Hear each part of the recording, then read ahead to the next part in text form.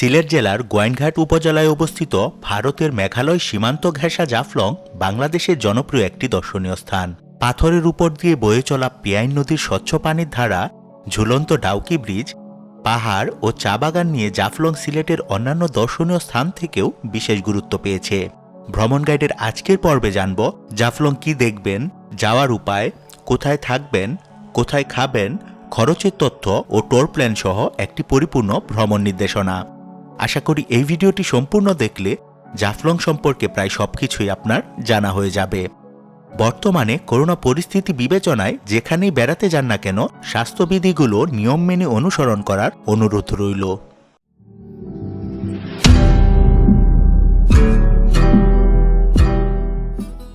জৈন্তা পাহাড়ের পাদদেশে অবস্থিত প্রকৃতিকন্যা জাফলং এক অপরূপ প্রাকৃতিক সৌন্দর্যের লীলাভূমি। বর্ষাকাল জাফলং ভ্রমণের উপযুক্ত সময় হলেও শীতকালের জাফলং কম আকর্ষণীয় নয়। ভিন্ন ভিন্ন ঋতুর বৈচিত্র্যময় মাধুর্যে জাফলং সারা বছরই ভ্রমণের জন্য আকর্ষণীয় একটি স্থান। সীমান্তের ওপারে সারি সারি পাহাড়, দূরের ডাউকি শহর, বর্ষায় প্রবাহমান জলপ্রপাত, পিয়াইন নদীতে পাথরের সন্ধানে শত শত নৌকার আনাগোনা, শীতে স্বচ্ছ নীলাভ জল, সবকিছুই মুগ্ধ করার মতো। জাফলং জিরো পয়েন্টের কাছেই আছে মায়াবী ঝর্ণা, খাসিয়াপল্লী, খাসিয়া রাজবাড়ি ও সমতলের চা বাগান। এই সবকিছুই একদিনে ঘুরে দেখা যায় খুব সহজেই।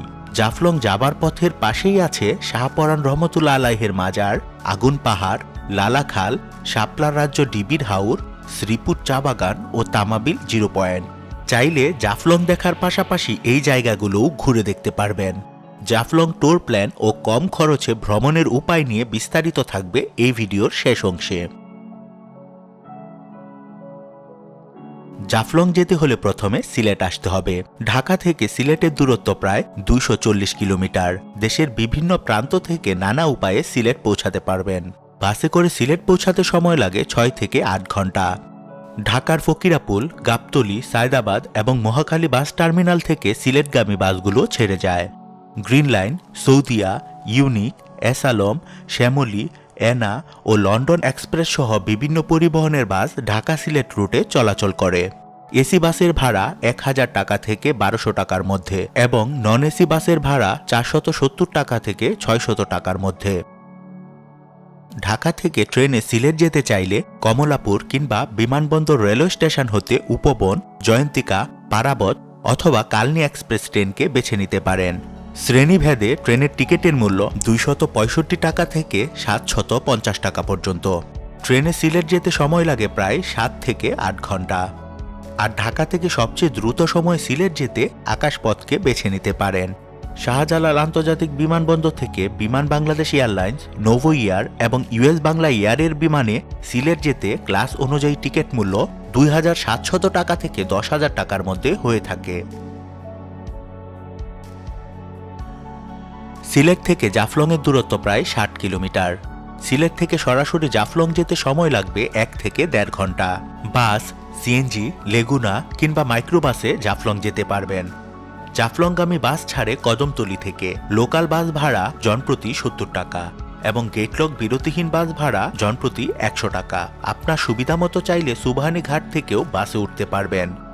বাস ছাড়াও লোকাল লেগুনাতে করে জাফলং যেতে পারবেন। রিজার্ভ গাড়িতে জাফলং যেতে চাইলে সিএনজি, লেগুনা বা মাইক্রোবাস পাবেন বন্দরবাজার শিশু পার্কের সামনে থেকে। তবে সিলেটের প্রায় সব জায়গা থেকেই গাড়ি রিজার্ভ করতে পারবেন। সিএনজিতে সর্বোচ্চ 5 জন, লেগুনাতে 10 জন এবং মাইক্রোবাসের আসন অনুযায়ী বসে যেতে পারবেন। জাফলং যাওয়া আসা সহ সারাদিনের জন্য সিএনজি ভাড়া লাগবে 1200 টাকা থেকে 1500 টাকা। লেগুনা ভাড়া লাগবে 2000 টাকা থেকে 2500 টাকা এবং মাইক্রোবাস রিজার্ভ নিলে ভাড়া লাগবে 3000 টাকা থেকে 5000 টাকা পর্যন্ত। কয়েকজন মিলে একসাথে ঘুরতে গেলে গাড়ি রিজার্ভ নেওয়াই ভালো হবে। তাহলে জাফলং যাওয়ার পথে অন্যান্য দর্শনীয় স্থানগুলোও সহজে দেখতে পারবেন। গাড়ি ঠিক করার আগে কি কি দেখতে চান তা জানিয়ে দরদাম করে নিন। পিকনিক কিংবা পরিবার নিয়ে বেড়াতে আসলে বাস বা প্রাইভেট কার নিয়ে সরাসরি জাফলং পর্যন্ত যেতে পারবেন। বর্তমানে জাফলং যাওয়ার রুট বেশ ভালো। মামার বাজার না গিয়ে গুচ্ছগ্রাম বিজিপি ক্যাম্প হয়ে জাফলং জিরো পয়েন্ট যাওয়ার রাস্তাটি অধিক জনপ্রিয়। স্বাস্থ্য সুরক্ষায় গাড়ি ঠিক করার পূর্বে জীবাণুমুক্ত করা হয়েছে কিনা তা জেনে নিন। রাতে থাকার প্রয়োজন হলে সিলেট শহরে ফিরে আসাই ভালো হবে। সিলেট থেকে অন্যান্য সকল ভ্রমণ স্থানে যাওয়াও বেশ সুবিধাজনক। সিলেটের বেশিরভাগ হোটেলগুলো শাহজালাল মাজারের আশপাশকে ঘিরে অবস্থিত। দরগা গেট হতে আম্বরখানা, তালতলা, লামাবাজার, কদমতলী পর্যন্ত বিভিন্ন মানের আবাসিক হোটেল রয়েছে। কম খরচে থাকতে চাইলে দরগা গেট এলাকায় 500 টাকা থেকে 1000 টাকায় অনেক মানের হোটেল পাবেন। ভালো সার্ভিসের হোটেলগুলোর মধ্যে আছে Hotel Holy Gate, Holy Inn, Lavista Hotel, Panshi Inn, Hotel Metro International, Britannia Hotel, Nirvana Inn ইত্যাদি। এসব হোটেলে থাকতে খরচ হবে 2000 টাকা থেকে 10,000 টাকা পর্যন্ত। লাক্সারি হোটেল ও রিসোর্টের মধ্যে আছে Rose View Hotel, Nazimgarh resort, hotel Noorjahan Grand, Grand Palace সহ আরও কিছু হোটেল। এসব হোটেলে প্রতি রাতের জন্য খরচ হবে 8,000 টাকা থেকে 30,000 টাকা পর্যন্ত। আর যদি জাফলং থাকতেই হয় তাহলে মামার বাজার এলাকায় জাফলং ইন হোটেল সহ আরও বেশ কিছু রেস্ট হাউস আছে। সরকারি রেস্ট হাউসে থাকতে পূর্ব অনুমতির প্রয়োজন হয়। এছাড়া জাফলংয়ের খুব কাছে সুন্দর ল্যান্ডস্কেপ ভিউ সহ জৈন্তিয়া হিল রিসোর্ট হতে পারে আপনার জন্য ভালো অপশন। সিলেট ও জাফলংয়ের সকল হোটেলের বুকিং নাম্বার এই ভিডিও ডেসক্রিপশনে পেয়ে যাবেন।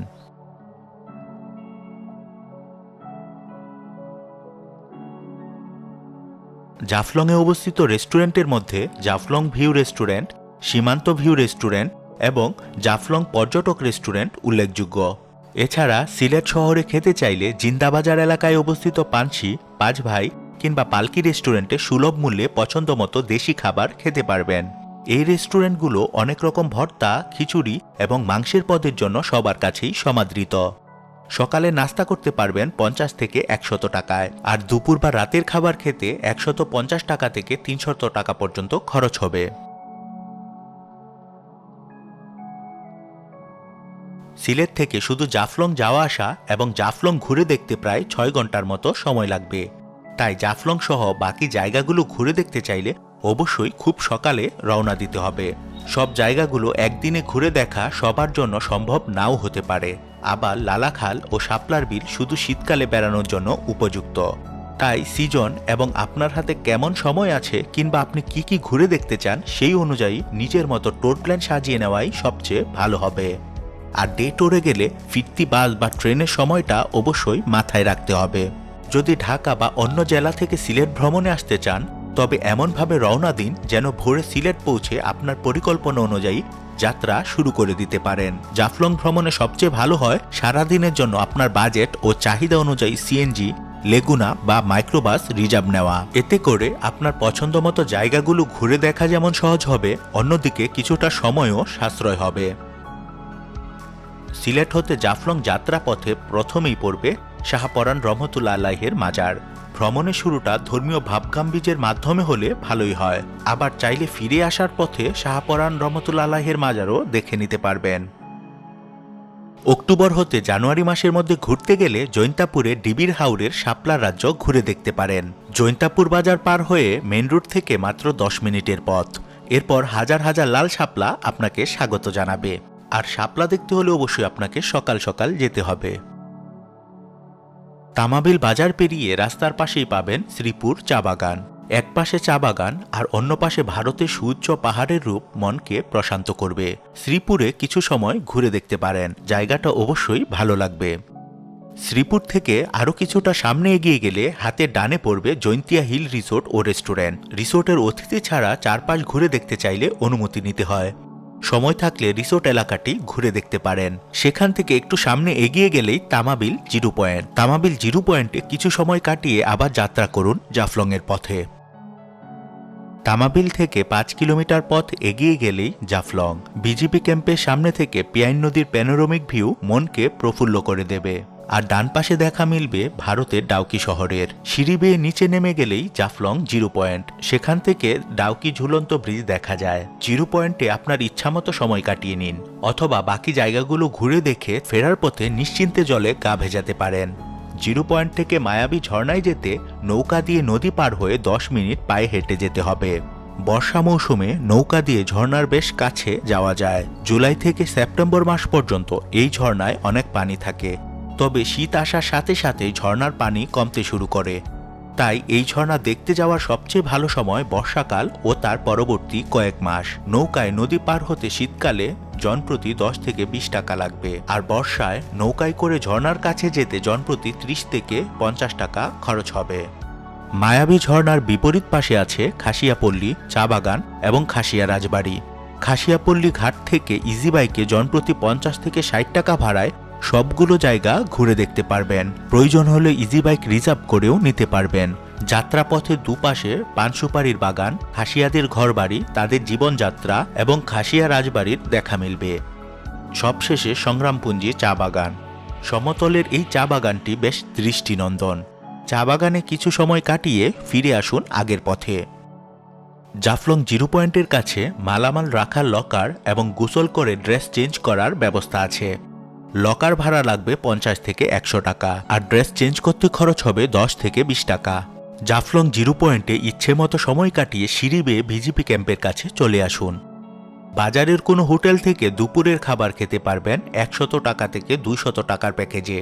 সুন্দর ভিউ ও ভালো মানের খাবারের জন্য জাফলং ভিউ হোটেলকে বেছে নিতে পারেন। কেনাকাটার প্রয়োজন হলে পাশের মার্কেট থেকে তা সেরে নিতে পারবেন।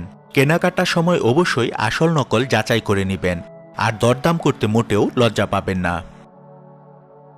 বিকেল বেলায় ফিরতি পথে হাতে সময় থাকলে সিলেট ও জাফলংয়ের মাঝামাঝি জায়গায় অবস্থিত লালাখাল দেখে যেতে পারেন। একমাত্র শীতকালেই লালাখালে স্বচ্ছ নীল পানির দেখা মেলে। সারিঘাট থেকে লালাখালে যাওয়া নৌকা ভাড়া করতে পারবেন, অথবা আরও কিছু দূর ভেতরে গিয়ে কম টাকায় নৌকা ভাড়া করে লালাখালের সৌন্দর্য উপভোগ করতে পারবেন। লালাখাল ভালো করে ঘুরতে চাইলে অন্তত 2 ঘন্টা সময় হাতে রাখতে হবে। ফিরে আসার পথে হরিপুরের কাছে আগুন পাহাড় দেখে আসতে পারেন। পাহাড়ের গায়ে ছোট ছোট গর্ত দিয়ে আগুন জ্বলছে, তা দেখে আপনিও বিস্মিত হবেন। সিলেটে বসে 7 রঙের চায়ে স্বাদ নিতে চাইলে সুরমা গেট এলাকায় অবস্থিত রেডকণ্ঠ রূপসী টি কেবিনে ডু মারতে পারেন। আর সিলেট শহরে এসে যে কোনো সময় হযরত শাহজালাল রহমতুল্লাহের মাজার জিয়ারত করতে পারবেন। বাজেট ট্যুর ও জাফলং ভ্রমণের কিছু পরামর্শ। যদিও ভ্রমণের খরচ বিভিন্ন বিষয়ের উপর নির্ভর করে, তবে কিছু টিপস কাজে লাগালে জাফলং ভ্রমণের খরচ অনেকাংশেই কমানো সম্ভব। যদি 4-5 জন বা 8-10 জন মিলে গ্রুপ করে বেড়াতে যান, তাহলে জাফলং ভ্রমণের খরচ কমানোর অনেক সুযোগ তৈরি হবে। হোটেলে থাকার ক্ষেত্রে একটু দরদাম করে মোটামুটি মানের হোটেলে রুম শেয়ার করে থাকুন। সবাই মিলে শেয়ার করে খাওয়া দাওয়া করুন। নন এসি বাস অথবা ট্রেনে সুবন চেয়ারে গেলে যাতায়াত খরচ কিছুটা কমাতে পারবেন। আর ছুটির দিন বা পিক সিজন ছাড়া ভ্রমণে গেলে অনেক কিছুতেই ছাড় পাওয়ার সম্ভাবনা রয়েছে।